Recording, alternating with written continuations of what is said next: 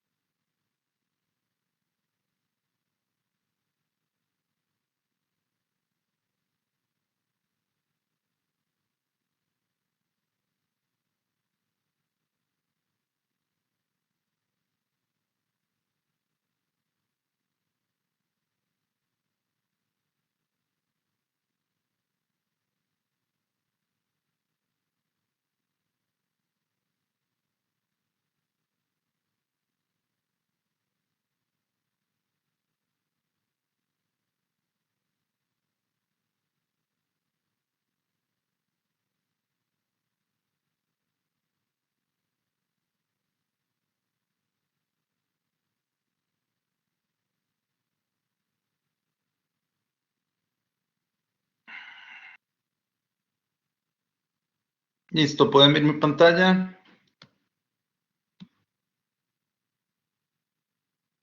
Claramente, Doc. Ok, gracias. All right, bueno, hoy quisiera, hay una parte de este curso que es un poco manejable viendo el cronograma. Por ejemplo, tengo que hablar de paracetamol y de metamizol porque me están pidiendo también que son dos medicamentos que pues vimos muy por encima. Obviamente los dos medicamentos son altamente utilizados. Vimos paracetamol, digamos, en la versión más generalizada, y el metamizol sí me están pidiendo que lo penetre un poco más, ya que se está utilizando también bastante a nivel hospitalario. La dipirona, voy a hacer este primer ejercicio antes de entrar a fármacos antipsicóticos.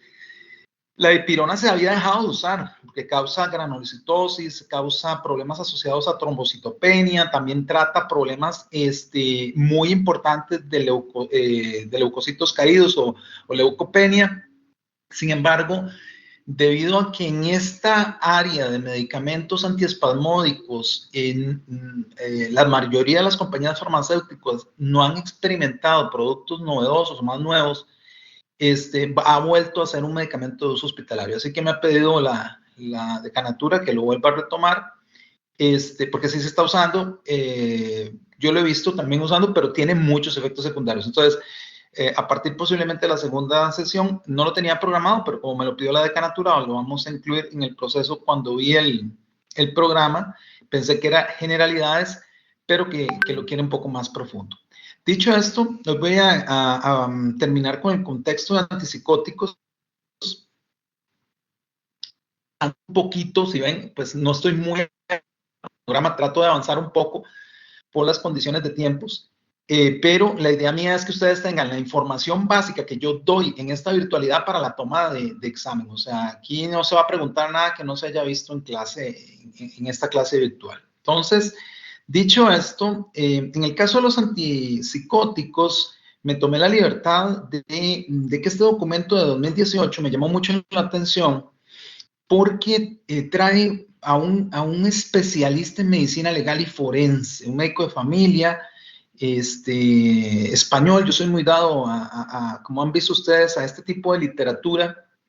A veces los libros de texto son muy importantes. Como les digo, el Goodman-Gilman es una biblia para farmacología, al menos para mí.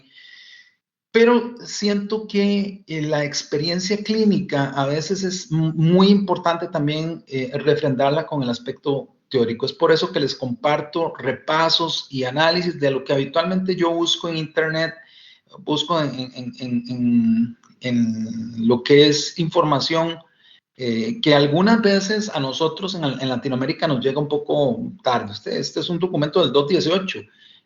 Para muchos profesionales podría estar desfasado, ¿verdad? Estamos hablando de 7 años de expuesto. Sin embargo, tienen en algunas de las áreas que les puedo decir, tiene todavía mucha vigencia. Dicho esto, vamos a ver, maximizar acá. A ver si lo vemos así bien. Entonces, una de las cosas importantes, una de las enfermedades más generales en cuanto al crecimiento exponencial de las enfermedades crónicas ha sido la esquizofrenia, el trastorno bipolar, que algunos vacilan con esta tipología, la psicosis y también las enfermedades mentales. La intensidad, la frecuencia de los síntomas, no solamente en Europa, en América Latina, siguen creciendo. Costa Rica ha sido denominado, yo no sé, por muchos de ustedes, no sé, se han visto en algún momento el país más feliz del mundo, o el segundo, o el tercer país más feliz del mundo, un cuadro de estadísticas que generan la Organización Mundial de la Salud incluso, o patrocinado incluso por la Organización Mundial de la Salud, con otras empresas privadas. Sin embargo, este concepto de la enfermedad mental se ha ido incrementando en Costa Rica. De hecho, la cantidad de especialistas en Costa Rica en esta área requiere un nuevo impulso, y yo estaría pensando en algún momento determinado que un hospital psiquiátrico más moderno, a pesar de que es muy bueno el que tenemos, pero debería modernizarse más, como lo hizo el Hospital de Niños, o el actual Hospital de Punta Arenas, patrocinado o ¿cómo se llama? Impulsado por el BCI. Bajo este artículo, la idea es hablar un poquito de farmacología clínica de los principales antipsicóticos. Aquí la clave va a ser las palabras de psicofármacos, neurolépticos, y obviamente los antipsicóticos, como tal. Los fármacos como los antipsicóticos son conocidos como neurolépticos. Son utilizados para tratar personas que tienen psicosis o síntomas de enfermedad mental grave, esquizofrenia, trastorno bipolar, pero también hay otras condiciones de las cuales podríamos hablar en la generalidad, como es la demencia, ¿verdad? Como los cuadros de demencia. En general, no existe una cura para estas enfermedades de momento, pero el tratamiento se reduce en intensidad y en la frecuencia de los síntomas. Deje de decirle, antes de continuar en el contexto, que las enfermedades mentales están muy adecuadas a los entornos y mucho también a las características de expresión que tiene el ser humano en la actualidad. El grado de información que maneja el ser humano con la actualidad ha ido creciendo violentamente, y eventualmente las relaciones neurolépticas de los seres humanos también se han ido modificando. Entonces, los componentes asociados a factores psicosociales que se van a ver aquí pueden conseguir un cambio tan abrupto que la calidad de vida se ve comprometida. Cuando uno habla de calidad de vida, el concepto de calidad de vida es un poco ambiguo para mí. Yo a veces, el concepto de calidad de vida a veces me queda corto expresarlo, porque para mí lo que puede ser una calidad de vida, para otra persona no. Para mí, por ejemplo, en Somalia, la ausencia de tener cañerías para llevar el líquido, el agua a cada una de las casas o de los pueblos, es algo normal, ¿verdad? Ellos están acostumbrados a llevar el agua a sus casas en botes, en recipientes, y si tú hablas con ellos al respecto en el marco de felicidad, es la felicidad de tener agua, pero no hay un pensamiento de calidad de vida en el transporte de agua, para poner un ejemplo. Se considera que los antipsicóticos actualmente están interfiriendo en un proceso de la transmisión dopaminérgica cerebral. El antipsicótico bloquea el receptor dopaminérgico de 2, pregunta de examen. lo que explica los efectos extrapiramidales. Aquí tenemos que quedar claros que todos los medicamentos, y es por eso que nosotros, los que hemos trabajado en áreas de compañías farmacéuticas y firmamos contratos de confidencialidad, nos duele un poco la cabeza pensar que los medicamentos que tanto desarrollamos en A&D, en las compañías, siempre nos han quedado cortos en los efectos secundarios. Siempre hay medicamentos bueno, todos los medicamentos tienen efectos secundarios y siempre que tratamos de disminuirlos, siempre aparece uno nuevo. Ya lo habíamos hablado con el Vioxx, por ejemplo, cuando hablamos del SCOT2 en la pasada lección y los infartos al miocardio que le generan este medicamento, este analgésico AINES, ¿verdad? Entonces, siendo directo, los fenómenos extrapiramidales se explican por esta acción sobre los receptores dopaminérgicos D2. Hay también hiperprolactemia. Es el crecimiento mamario excesivo y que se da más también en hombres, ¿verdad? Con este medicamento, con este tipo de medicamentos, además de modificar asimismo los receptores colinérgicos alfa adrenérgicos, histaminérgicos y serotoninérgicos. Es decir, afecta toda la cadena en el sistema nervioso central, en la cual usted ya debe estar preparando la información para brindarnos el concepto del seguimiento a los procesos del sistema nervioso central. La selección de estos neurotransmisores es afectada. Bueno, aquí la selección de un determinado fármaco, el desarrollo de un determinado fármaco depende del grado de sedación que se quiera conseguir. A ver, el concepto aquí no es poner limitado al paciente en sedación totalmente. Obviamente la susceptibilidad del paciente frente a los efectos extrapiramidales están adscritos en la misma molécula. Sin embargo, la conceptualización que debemos tener es que el antipsicótico como tal es de referencia cuando está indicado para los casos en los cuales los efectos adversos extrapiramidales estén contemplados y no resientan o no generen la molestia que podría afectar. Cuando aquí dice molestia es una palabra muy limitante. Realmente los efectos secundarios no son molestos como tal, sino son incapacitantes muchos de ellos. En la mayoría de los casos es necesario un periodo inicial de estabilización. Bueno, esto y con todos los medicamentos. En una sola toma oral, básicamente para no ejercer la problemática de hiperalergia, que también son muy dados a estos casos, y no se aconseja, obviamente, la prescripción simultánea de más de un antipsicótico, ¿verdad? Quienes hemos tenido la oportunidad, cuando yo estaba muy joven, tuve la fortuna de trabajar un par de, casi un semestre en el hospital psiquiátrico, en la rotación, y uno ve algunas políticas, algunas medidas un poco impropias a lo que estamos viendo aquí técnicamente. Es decir, se prescriben medicamentos, 3 o 4 medicamentos incluso. Hay casos interesantes de uso de estos medicamentos como el corea, los tics nerviosos, motores, hipointratables, la agitación psicomotora, este movimiento de piernas constante, y bueno, y en los ancianos agitación y nerviosismo. No quiero hablar de náuseas y vómitos en esta área, porque realmente el marco de náuseas y vómitos en esta área, manejado hacia nervio vago por sistema nervioso periférico, me parece que el medicamento es como utilizar un tanque para matar una hormiga. O sea, el concepto aquí, pues sí puede ser correctivo, pero existen otros medicamentos para esas dos sintomatologías, no patologías. Recordemos que náusea, vómito, pregunta de examen, no son patologías, son sintomatologías, son parte de la sintomatología. La precaución y las contraindicaciones que debemos tomar en estos pacientes, sobre todo en la función hepática.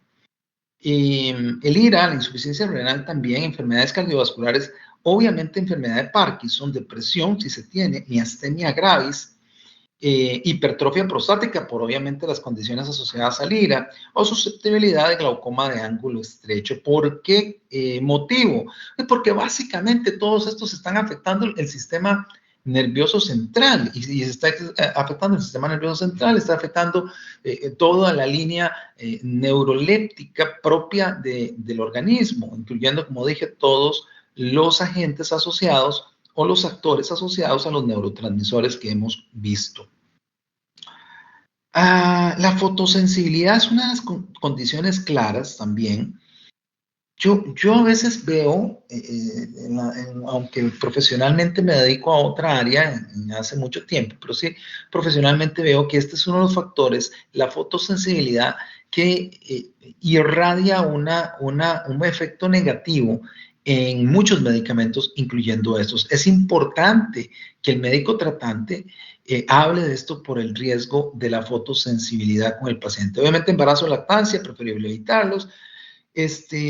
Conducción de maquinaria, no solamente de vehículos, es importante saber que disminuye mucho el rendimiento y refuerza los efectos del alcohol, casi como todos los medicamentos. La abstinencia es una cosa que también debemos valorar, sobre todo en las recaídas y la salida gradual del producto y los síndromes de abstinencia agudos propiamente.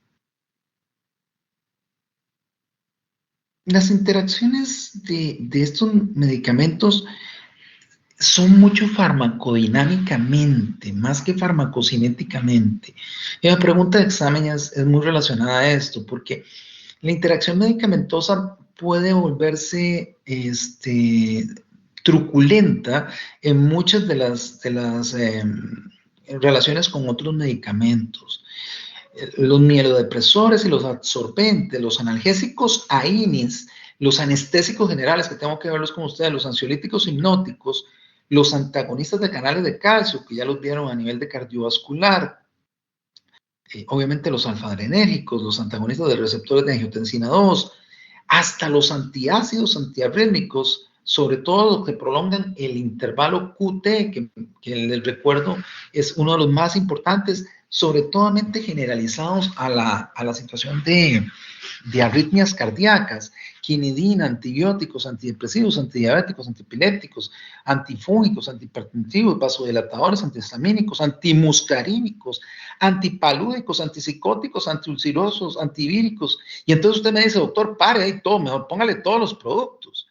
Bueno, sí, realmente es una cantidad impresionante de interacciones, barbitúricos, betabloqueantes, citotóxicos, imagínense, diuréticos, dopaminéricos, los IECA, ¿verdad? Para la presión arterial, que son tan usados, la bioradina, el litio, la memantina, la metildopa, la metroclopramida, los miorrelajantes.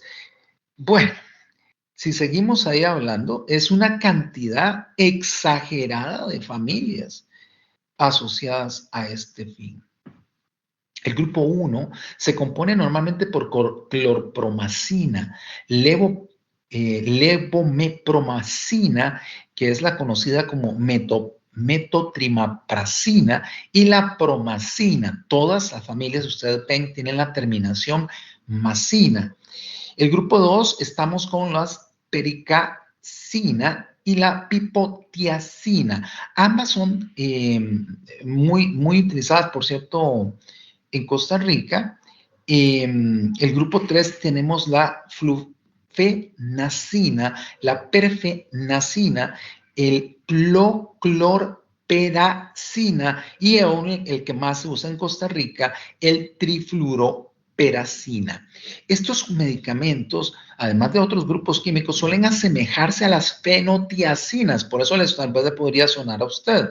Del grupo 3, sobre todo butifenonas, el benperidol y el haloperidol, muy conocidos. El haloperidol, conocido en la jerga un poco chusca como el amansalocos, la difenilbutenapirpidina, que es una droga conocida como la pimosida, los tioxantenos, como el flumpentixol y la suclopentixol, ambos ampliamente utilizados también. Y por último, y no menos importante, la sulpirida en la benzamina de sustitución. Los efectos adversos propios de la pregunta de cualquier evaluación, tiene usted que quedarle claro que el sistema extrapiramidal o los síntomas extrapiramidales están comprometidos, se caracterizan por síntomas parkinsonianos. Cuando hablemos de Parkinson va a quedar más claro, incluido el temblor, la distonía, el movimiento anómalo de la cara y cuerpo, disinesia, acaticia, que es la agitación, disinesia, ¿verdad? Tardía, ese movimiento rítmico involuntario de lengua, cara y maxilares, muy propios de este tipo de medicamento. Y quiero decir y enfatizar como parte de una posible pregunta, la disinencia tardía y pasajera sucede a veces tras la retirada del medicamento. Una pregunta que puede venir un falso verdadero, puede venir una secuencia múltiple, porque es muy curioso esta situación. Pasa a menudo. La hipotensión y los problemas de regulación de la temperatura es otra cosa curiosísima del efecto adverso. Sobre todo la hipotensión. Si ya el paciente era hipotenso, sobre todo aquellas señoras que sufren de hipotensión ortostática, son candidatos importantes a tener cuidado. Se relacionan con dosis y favorecen caídas peligrosas, así como la hipohipertermia en los ancianos, ¿verdad? Esa paciente que normalmente, o ese paciente mayor que se queja de calor en los pies, en las partes, sobre todo laterales de los pies, se queja de un grado de temperatura elevada. Síndrome maligno por neuroléptico, hipertermia, el nivel fluctuante de la conciencia, yo diría que es parte del proceso, la rigidez muscular propiamente dicha y desde luego la disfunción vegetativa con palidez, taquicardia, la habilidad de presión arterial, sudoración, incontinencia urinaria que no son patognomónicos en esta situación, ninguno de los dos, lo sabemos que podría ser por otros efectos, pero sí se dan. La retirada del antipsicótico es fundamental porque se puede conocer también la eficacia propiamente, si fue útil o no fue útil, por eso el estado de ansiedad que podría generar.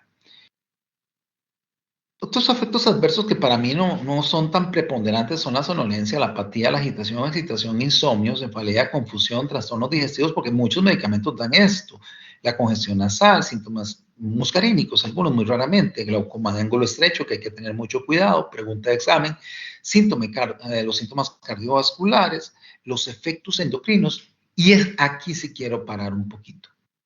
Las discrasias hemáticas. Hacemos un gabinete de laboratorio y nos encontramos con una caída inminente de plaquetas, leucocitos, aumento de mielocitos y nos hace pensar que podría tener una infección el paciente y realmente es el medicamento. La erupción ictericia, opacidades corneales muy propias de algunos de estos medicamentos, obviamente el cristalino, la pigmentación púrpura de la piel y ojo que también debemos saber discernir en este concepto. Los antipsicóticos se dividen en varias familias. La que vamos a hablar ahora se llama la típica, que ya la habíamos hablado un poquito la semana pasada. Pero que hoy quiero volver a repasar. La misulprida, este es muy utilizado en Costa Rica, el aripiprazol, la clozapina, la olanzapina de todos los días, la quetiapina se está prescribiendo muchísimo, la risperidona ya la tiene la Caja del Seguro Social, la zotapina también es uno de los medicamentos que se está usando por ser, yo digo tolerado, que mejor que otros antipsicóticos, no mejor tolerado, pero sí tiene un grado de tolerancia mejor. Debe valorarse como tratamiento de primera línea en esquizofrenia, sobre todo recién diagnosticada, ¿verdad? Y desde luego en efectos adversos y recaídas. La clozapina está autorizada para tratar esquizofrenia, pero solo de los pacientes sin respuesta o intolerancia a los antipsicóticos convencionales. Eso cuando usted vaya a prescribir, lo tiene que tener muy claro, ¿verdad? Ir subiendo el cuadro de gradas de medicamentos a prescripción. Ya habíamos hablado de las precauciones y contraindicaciones. Administrar con cautela junto a otros fármacos, comenten el intervalo QT, pregunta de examen, precaución en ancianos, antecedentes cerebrovasculares o epilepsia. Aquí vemos una tablita antes de ir a hablar de los efectos adversos.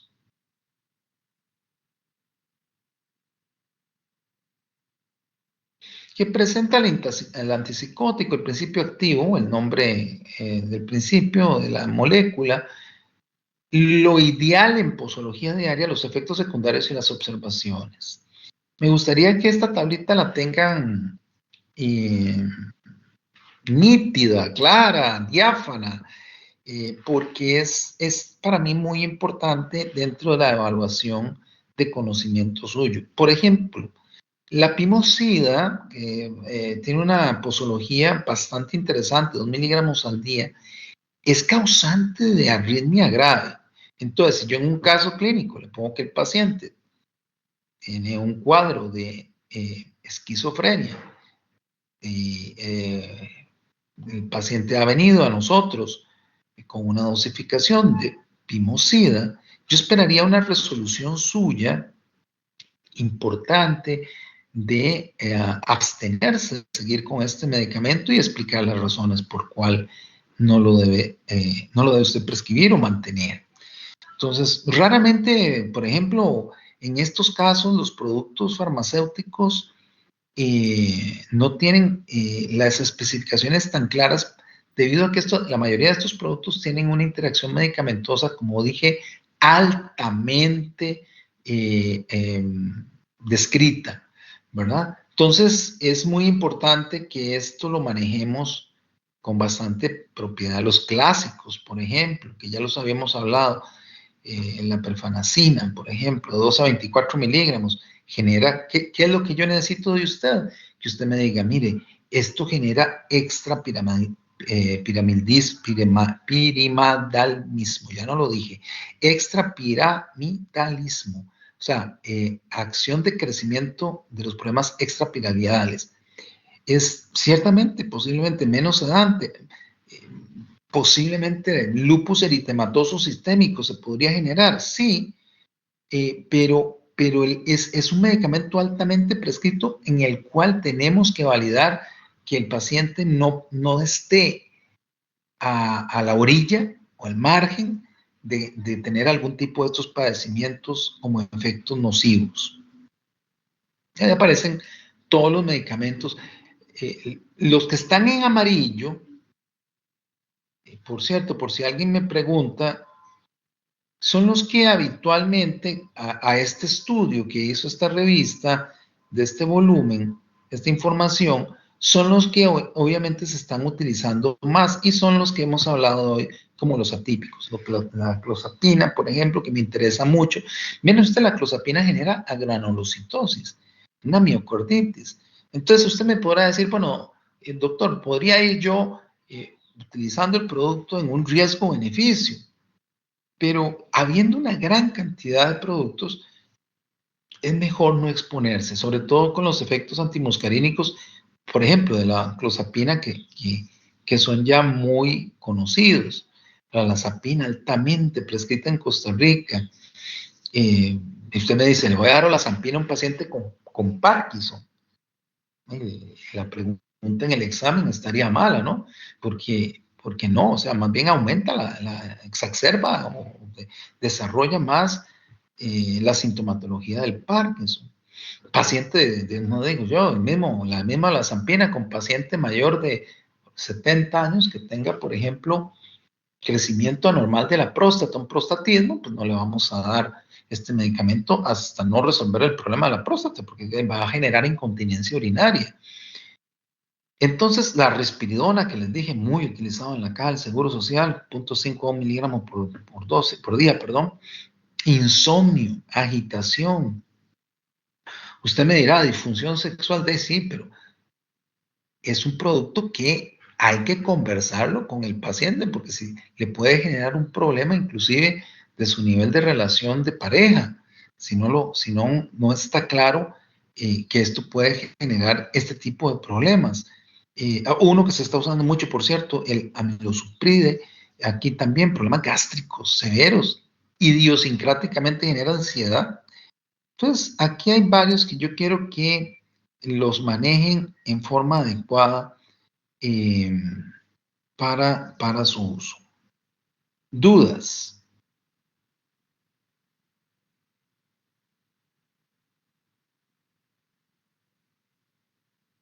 Doctor, yo tengo una pregunta. Es que, bueno, usted nos dice como todos los efectos secundarios así, pero no queda claro como cuál es el mecanismo de acción de cada uno de estos fármacos como para nosotros poder entender como por qué da ese Sí. efecto adverso, como específicamente de cada fármaco, como en cada grupo Sí, va a pasar esto o lo otro. Como nosotros no tenemos como ese conocimiento claro de cómo por qué vía funciona cada fármaco y qué hace como tal en el cuerpo para que produzca sus efectos secundarios. claro. Vamos a presentárselos, está bien. Sí, es que los mecanismos de acción o sea, no se nos habían hablado antes de estar con usted ni nada de este tema, entonces no, pues no sabemos Mm, nada, o sea, no, Sí, usted nos puede decir esto, pero no entendemos por qué sucede cada cosa. En este caso, y nos tocaría como aprenderlos de memoria, no sé si me voy a entender. Entonces, sí, podríamos como claro. reforzar qué hace cada medicamento, cada antipsicótico y qué efecto va a tener en el cuerpo, en los sistemas y así.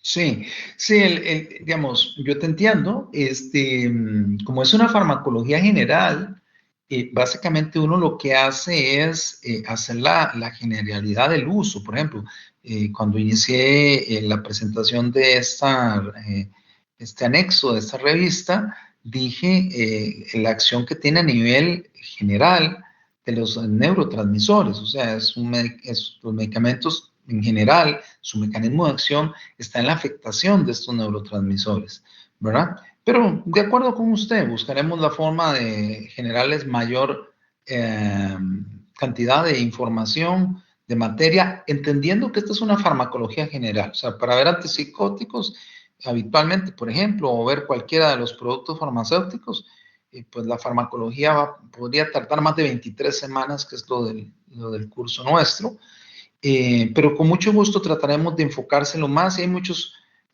oportunidades de compartirles material para que lo manejen en forma práctica y técnicamente sea para ustedes más comprensible. Sí, gracias, Eduardo. Sí, es que lo que pasa es que nosotros ya llevamos un curso de farmacología clínica en el que se aborda como todo este tema de efectos adversos, de para qué se usa cada cosa y las dosis. Entonces, pues lo que nos dicen es que ahorita en este curso, pues debes enfocarse más como, ¿verdad? En lo que es mecanismos de acción, en el efecto como tal, digamos, del fármaco a nivel de cada sistema y esos temas, porque pues en el curso de farmacología clínica, en teoría, lo que vemos es, pues, este tema de como para qué se usa cada fármaco y los efectos adversos y interacciones, cosas con las que tenemos que tener cuidado ya a nivel clínico, digamos. Ujú. De acuerdo. Bien, vamos a ver un pequeño receso. 15 minutos, les agradezco. Vamos a ver si tenemos la oportunidad de cambiarme un poquito aquí de área y ya regreso con ustedes. Gracias.